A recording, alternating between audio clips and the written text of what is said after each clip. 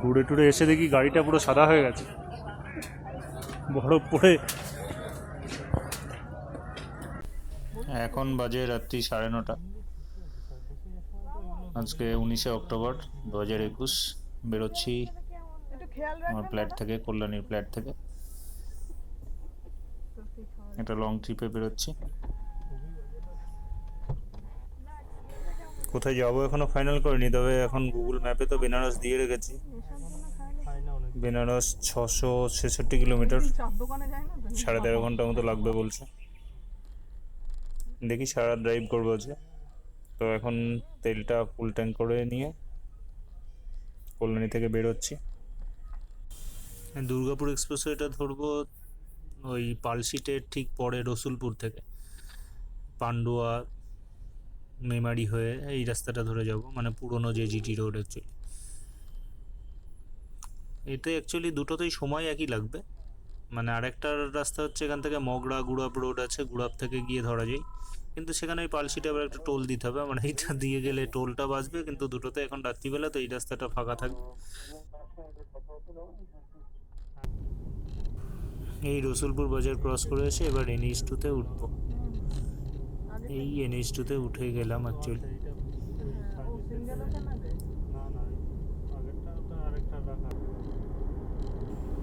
এখন রাত্রি অনেকটা হয়ে গেছে, 11টা মোটামুটি বাজে। সেজন্য রাস্তায় ট্রাকই বেশি, ছোট গাড়ি বা বাইক খুব কম দেখছি, কারণ এই চত্বরে বাইকটা অনেক বেশি চলে। সেটা দিনের বেলা যেমন সমস্যা হয় একটু।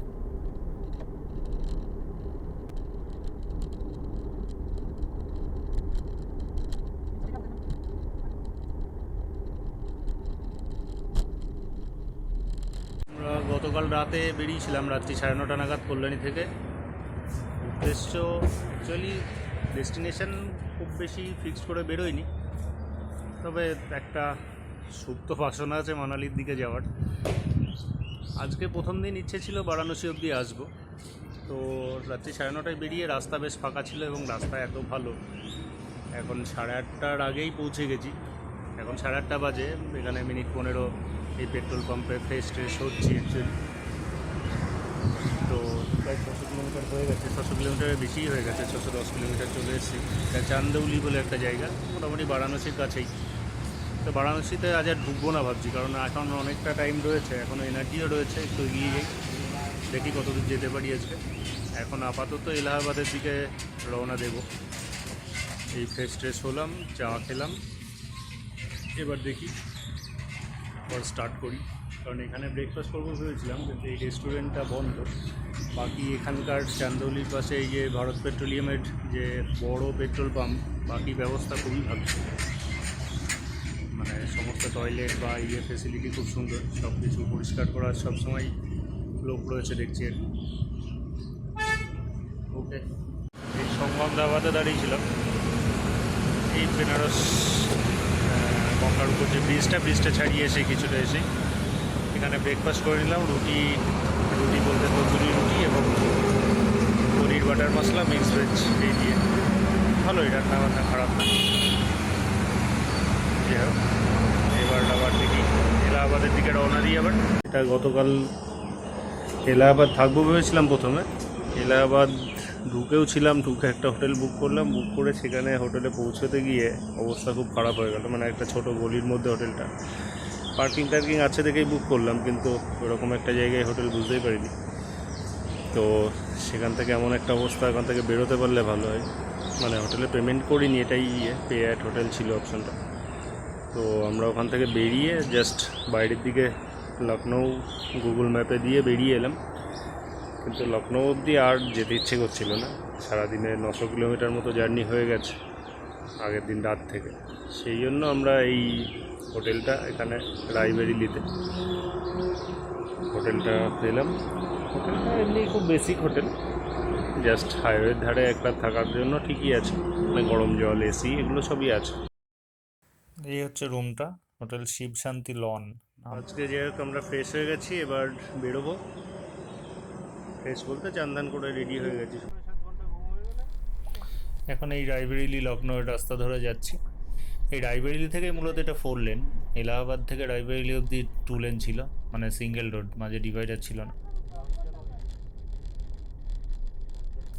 এখন লখনৌ হয়ে লখনৌ থেকে লখনৌ আগ্রা এক্সপ্রেস হয়ে ধরবো। তার আগে ব্রেকফাস্টটা করে নিতে হবে, কারণ এই হোটেল থেকে ব্রেকফাস্ট করে বেরোয়নি। ব্রেকফাস্ট দেখি সামনে ভালো ধাবা পেলে দাঁড়াবো। এখানে একটা রাস্তায় ধাবায় দাঁড়িয়েছি, ব্রেকফাস্ট করবো। ব্রেকফাস্টে আলু পরোটা, পনির পরোটা অর্ডার দিলাম, এখন খাবার খাই। রোড সাইড একটা ধাবা। ব্রেকফাস্ট করে বেরিয়ে এসেছি, এখন লখনৌয়ের ভিতরে, লখনৌয়ের ভিতর দিয়ে যাচ্ছি। এবার লখনৌ আগ্রা এক্সপ্রেস হয়ে ধরবো। দেশ কে সবসে লম্বে এক্সপ্রেস হয়ে আগ্রা লখনৌ এক্সপ্রেস।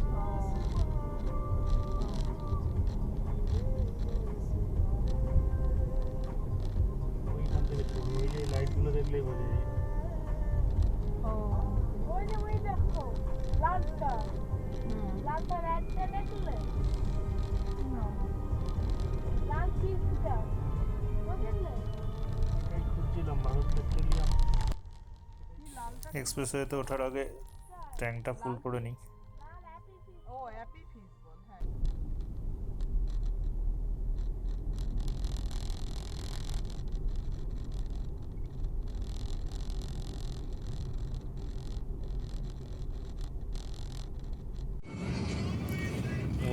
অসাধারণ রাস্তা।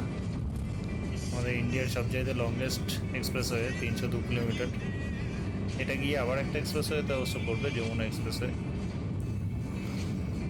যাক, এই রোড ট্রিপে এটাও একটা বেড়ানোর পার্ট আর কি, এই রাস্তায় গাড়ি চালানো। না, এবার দাঁড়াবে 445। রাস্তাটাও বেশ ফাঁকা, মানে বহু দূর দূর কোনো গাড়ি নেই, একদম কন্ট্রোলড এক্সপ্রেসওয়ে। মানে বাইরের সঙ্গে কানেকশন খুব কম, মানে একটা এক্সিট শেষ হলে আবার দেখাচ্ছে যে হয়তো 50 কিলোমিটার পরে আবার নেক্সট এক্সিট, এরকম ব্যাপার। আর টোলও অনেকটাই বেশি। 302 কিলোমিটারের জন্য 600 টাকা পার কিলোমিটার, 200 টাকা অ্যাভারেজ। তবে মাঝে মাঝে 140-এ উঠে যাচ্ছে গাড়ি, সবার রেকর্ড মানে বুঝতেই পারছি না আসলে, টেরই পাচ্ছি না যে কখন 140-এ উঠে গেছে। ওই রাস্তা আর একটা ইনফরমেশন, এখানে কিন্তু ধাবা বা খাওয়ার জায়গা বা রেস্টের জায়গা বা পেট্রোল পাম্প যাই বলুন না কেন, এখানে ওই 2-3টে আছে, সেটা ওই একটা নির্দিষ্ট ডিস্টেন্স পর পর। সেই অনুযায়ী ওখানে সব কিছু পেট্রোল পাম্প এক জায়গাতেই পাওয়া যায় সব কিছু।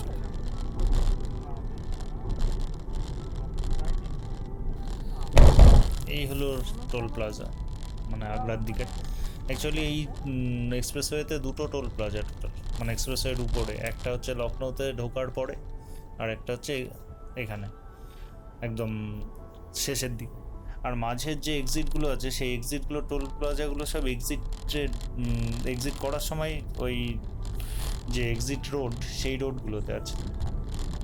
তো মাঝখানে কোথাও টোলের জন্য দাঁড়ানোর কোনো ব্যাপার নেই, একবারে প্রথমে স্ক্যান করে নেয় যে কোথায় ঢুকবে, আর তারপর যত কিলোমিটার গেলে সেই অনুযায়ী বেরোনোর সময় এক্সিটের সময় টোলটা কেটে নেয় এক্সিট।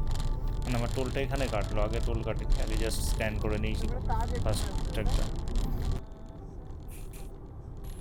লখনৌ আগ্রা এক্সপ্রেসওয়ে শেষ হয়ে গেল, এবার তাজ এক্সপ্রেসওয়েতে জাস্ট উঠলাম। তাজ বলতে যেটা যমুনা এক্সপ্রেসওয়ে বলে, এর নামই তাজ এক্সপ্রেসওয়ে বা আগ্রা দিল্লি এক্সপ্রেসওয়ে, বিভিন্ন 3টে নামই মোটামুটি প্রচলিত।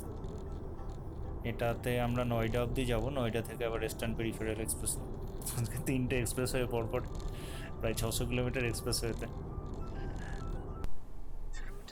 এই যমুনা এক্সপ্রেসওয়ের পাশে একটা পাবলিক কনভেয়েন্স, মানে পাবলিক ফ্যাসিলিটির সমস্ত কিছু, টয়লেট আছে, রেস্টুরেন্ট আছে, এই সমস্তগুলো আছে। এখানে দাঁড়িয়েছিলাম দুপুরের খাওয়া দাওয়া সেরে, এবার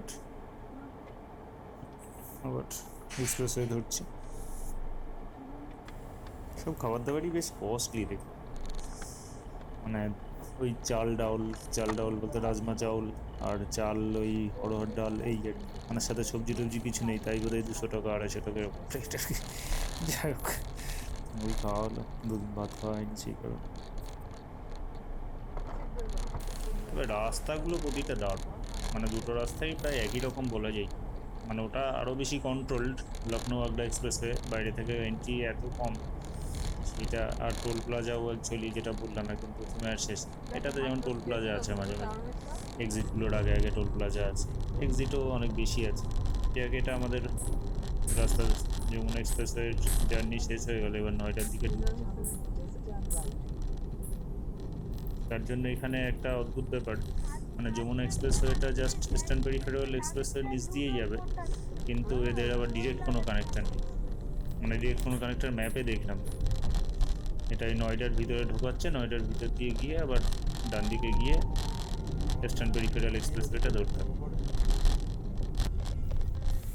এই সামনে যমুনা এক্সপ্রেসওয়ের নিচ দিয়ে এটা কমাতে ডান আবার দিকে কি যাবো। সময় লাগবে? হ্যাঁ।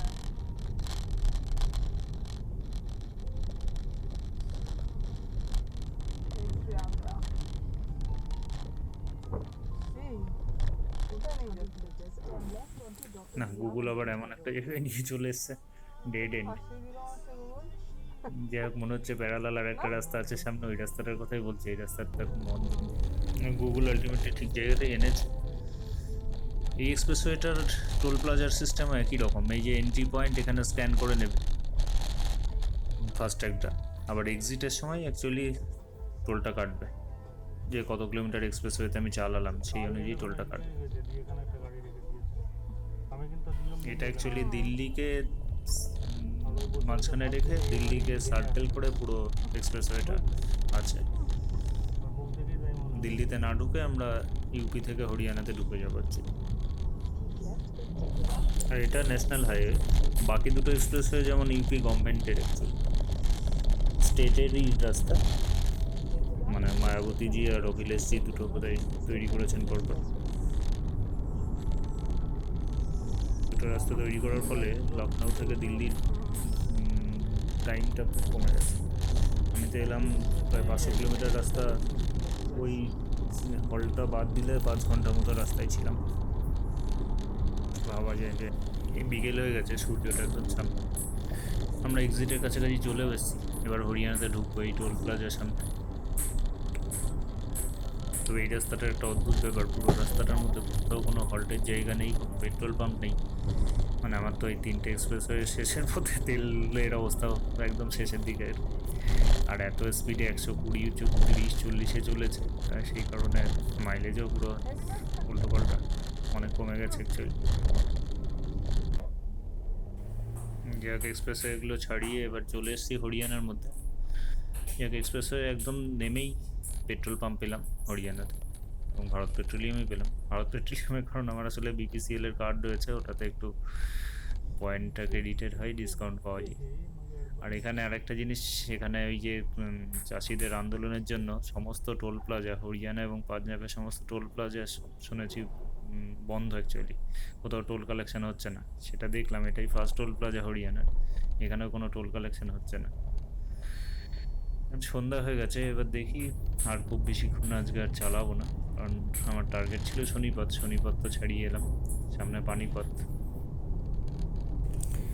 এবার ফার্স্ট একটু চা খেতে হবে। এখানে প্রচুর ধাবা রয়েছে পাশে, দেখি একটাতে দাঁড়াই।